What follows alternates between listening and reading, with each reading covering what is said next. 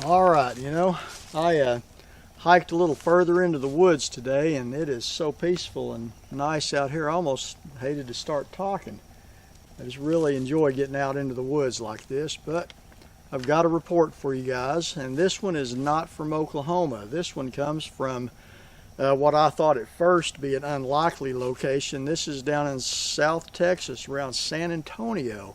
And one of the subscribers to the channel here emailed me this, and I was going to share that in a minute. Before I get started, I want to give a shout out to one of the folks that earlier subscribed to this channel, and he's got his own YouTube channel named John Hodges, and he makes some pretty interesting videos of him fishing and stuff down in southeast Oklahoma. And a matter of fact, I just watched his latest one of him fishing for perch and bass at a pond on his place down there, and it's inspired me to go fishing. So when I get through with this, I'm going to go fishing. So if y'all like to see good fishing videos or people working on old boats or whatever, check out John Hodges' YouTube channel. I enjoy it quite a bit. So anyway, on to this one. Like I say, this one comes from down in South Texas, which, everything I've reported on so far has been out of Oklahoma. I've got another one coming up that's actually about rock apes in Vietnam, and I certainly never expected to get one about that. But we're gonna focus on this one in South Texas today, and this is from a subscriber, and he is another individual who subscribed to my YouTube channel pretty early on. And I'll just start with his email here. He says, "Hello, Dave. My name is Manuel." I'm leaving out his last name because he asked me to. He said, "I live in San Antonio, Texas." He said, "I'm a fan of your YouTube channel, and I usually leave comments on your videos. So I sort of stumbled upon a possible footprint, and I was wondering if you would take a look at it and tell me what you think." And he did. He sent me pictures, a couple of pictures of a couple of footprints he found down there. He said, "I'm an electrician, and I was working in a town called St. Hedwig. I was sent out to an area that used to be farmland that is being turned into a subdivision. I was setting up temporary power poles for the other contractors to use when building got started. I took a break and decided to walk the property. I think it was cornfields before. As I was walking, I looked down and saw this footprint in the middle of the field, and it just didn't make any sense. Tell me what you think, please. The print measures around 14 inches. And I did look at these pictures he sent me, and he was very observant, because he actually laid the ruler down, or a tape measure, beside the print. And I'll leave the picture of the print in the thumbnail before this video. And it's in what was mud, but you can tell it's dried out. But it really fits the description of what we have come to know as the Sasquatch footprints. And it measures just a little over 14 inches according to the picture he took with the tape measure. He had two pictures he sent me, one without the tape measure beside it and one with. And it's definitely a humanoid looking footprint. And anyway, so I emailed him back, because I'm not real familiar. I've only been to San Antonio once in my life, and it was my family, we all got together probably 10 years ago, or a little better, and took a train from Oklahoma down to San Antonio, went to SeaWorld, and then came back. So we really didn't go out into the countryside and look around. Where I was at, I do remember there's a lot of mesquite bushes and really open, flat terrain is what I remember of it. So I emailed him back after that initial email that I just read you, and I asked him what was the terrain like there, and this is his response back. He said, "Thank you for your rapid response. As for the area, there is only huge plots of land that are used for hay, corn, and cattle.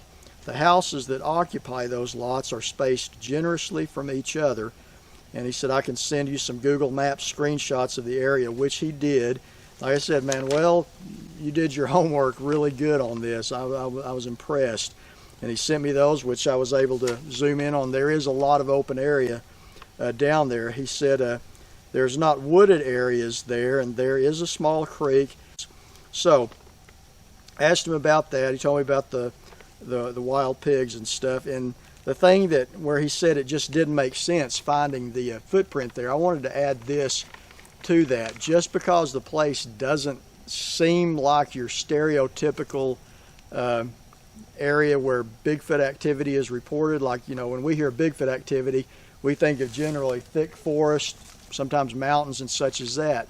That's not always the case. Though that is down there, it's not wooded, it's open and all that. One of the most, or probably the most compelling piece of evidence I've ever seen was in an area in western Oklahoma, which was the casino footage that I did a video on that was filmed back in like 2000, in the summer, late summer of 2000. And that's western Oklahoma, and that's practically prairie. I mean, there's some patches of woodland and stuff, and that's why when I first got that report, I almost didn't go. And if they hadn't said that they had a video of it, I would not have.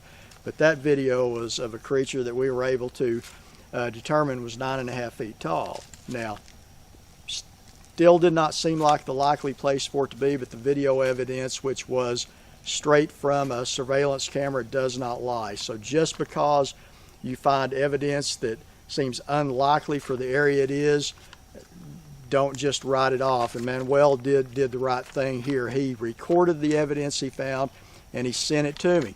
So here's where I did a little more homework on it. I started checking out, and I asked Manuel too. I said, if you would, go and ask some of the other people around there and ask them if they've ever seen anything unusual or tracks like that or any reports of that.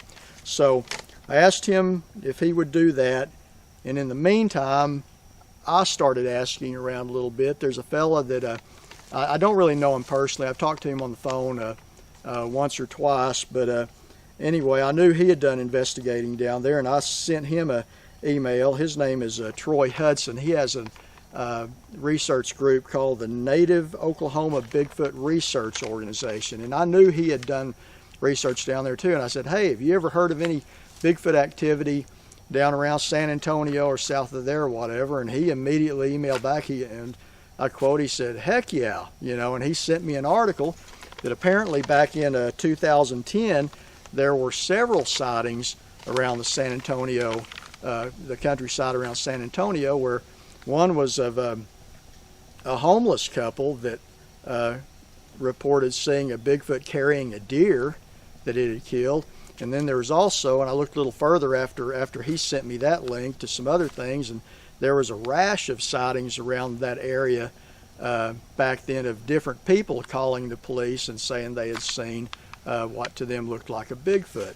So, Manuel, you're not the only one. And he did some more research on that himself. So, while I was doing that, it took about a week or so, and he got back with me on my email, and I'd asked him permission to use his report on a YouTube video, and he said, yeah, that'd be great. He said, don't use my last name, just use my first name and my title, working title, which is electrician, and I respect that.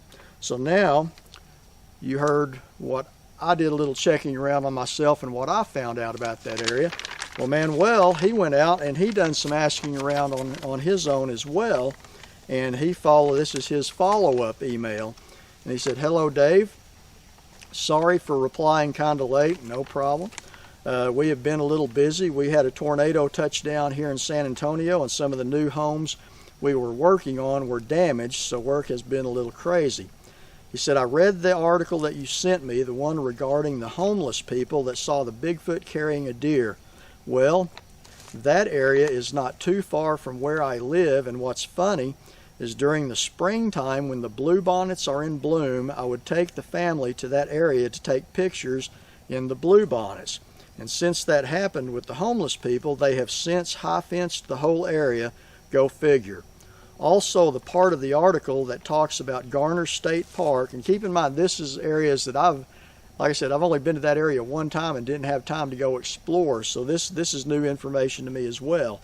He said also the part of the article that talks about Garner State Park, that is a beautiful place. As soon as you get into Leakey, they have Bigfoot signs and whatnot. Now there's an indication that other people have seen such a thing down there. The area seems like prime habitat for Bigfoot. That area seems like prime habitat for Bigfoot. There are caves and plenty of wild hogs, and I don't know what this word is. It's Aoudads. If I'm pronouncing it right, Audads. I don't know what that is. So if anybody can help me out there, just put it in the comments. So he said there are plenty of caves, plenty of wild hogs, Audads, and watering holes that the water stays below 60 degrees during the hot times of the year. Regarding the print that I found, I was able to speak to someone who lives near that area. The person I spoke to did not want to really give me any information, and he asked not to use his name or location, but he mentioned that a couple of weeks ago that he was going to let his dogs out for the night before going to bed. He said they stepped outside and started to walk towards the back of the house when they both came to a halt and were fixated out towards the rear of the property. He could not tell what they were looking at, but they both had both had their tails between their legs and messed themselves to the point where he had to literally pick them up and carry them back to the house. He said they did not want to move and they were yelping, and they have not gone to the back of the house since this happened. He asked if they... Oh, wait. I lost my place here. Literally had to pick them up. He said they did not want to move and were yelping and have not gone to the back of the house since. Now on that, Manuel, if you've read about this subject very much with Bigfoot, you will find out that Bigfoot and dogs don't go together very well. I've researched a lot of different, or investigated a lot of different sightings where dogs were involved, where when these vocalizations would start going on, that sometimes like hounds that were hunting dogs would run and hide under a porch. So this is not unique involving dogs. Dogs and Bigfoot, they don't like each other. For what reason, I don't know, but historically, in the articles and reports that we have, Bigfoot and dog don't go together. So let me go on here and find my place. So he asked this individual, he said he could not tell what they were looking. Okay, I'm sorry. Find my place here. Okay, he asked if they, the Bigfoot, are around this area, and I told him he needed to talk to his neighbors and, or otherwise ask for them as well. He was amazed at the photos that I took of the print. I left him my number and asked him to call me if he got any more information. Also, I referred him to your channel among others. Sorry for the delay in the long email. I saw your video with Livewire, and he asked, did you guys see anything while you were out there? We didn't see anything as far as seeing the actual creature. We did find a footprint, which I did the video of casting that footprint, and we found other tracks in the woods. Actually, Mark, a few days after that, he had been hearing other things, and he went out in the woods and he found some more tracks, and he even made a cast of one of them that he found, and it was this was his first attempt at casting a track, and it shows that the print that he cast was exactly the same length as the one that I did a few days before that. So I'm inclined to believe it's the same individual. So anyway, I asked him if it's all right to use this follow-up email as a follow-up to his report, and he replied, sure things, my kids are excited to see the video. So there you have it. I think that's my first report that I've put on the YouTube channel that's not an Oklahoma report. And just to be clear, it doesn't have to be a report from Oklahoma. If anybody has a Sasquatch or other cryptid-related report they want to send me, it does not have to be in Oklahoma. I will look into them from anywhere. And I want to say thanks to Manuel for going to the trouble of sending me the photographs of the footprint, and for following up in that area on his own and getting back to me on that. So if anyone else is out there that has a report they would like to share or have me share on this YouTube channel, just send me an email to bigfootandmore@yahoo.com. That's bigfootandmore@yahoo.com. Can't even talk today very good. But anyway, hope y'all enjoyed that. Hope everybody's staying safe and healthy, and I'm going to call it quits right now. And under the inspiration of John Hodges putting up that excellent fishing video, I'm going to go to the house and grab my fishing gear, and I'm going to go to one of my ponds and see if I can catch a mess of fish. Okay, till next time, you guys stay safe, stay healthy.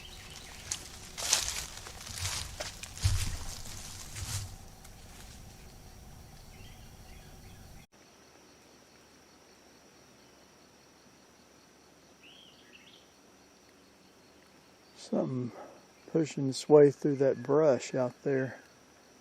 Can't see what it is. As you see, it's pretty thick out here.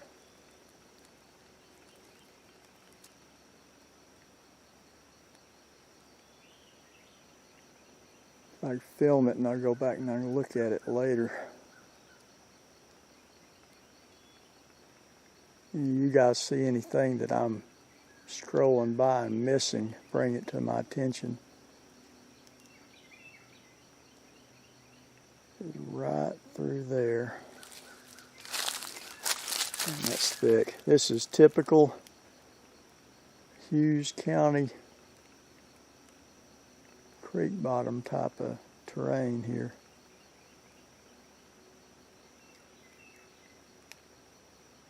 Well, whatever it was, it's not making any noise right now.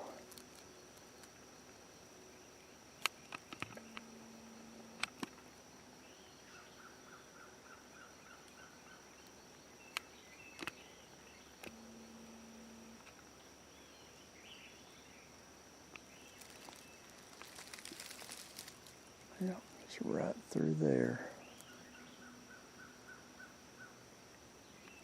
Oh.